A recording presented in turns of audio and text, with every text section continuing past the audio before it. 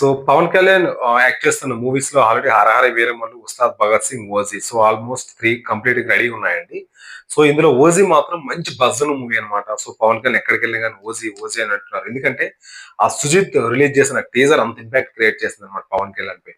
So చాలా బావుంది teaser. So ఇప్పుడొచ్చేసి song గూడా రిలీజ్ చేశారన్నమాట. సో సాంగ్ చాలా బావుందండి. సో మెయిన్ ఏంటంటే అది యాక్చువల్‌గా మ్యూజిక్ చూస్తుంటే అనిరుద్ మ్యూజిక్‌లా ఉందన్నమాట.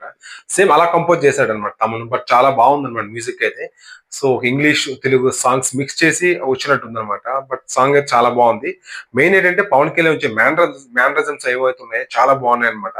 సో ఓల్డ్ మన 'బద్రి' సో ఆ స్టైల్ రేంజ్‌లో ఉన్నాయన్నమాట. సో సాంగ్ అయితే పిక్చరైజేషన్ చాలా బావుంటది ఎక్స్‌పెక్ట్ చేయొచ్చు మనం.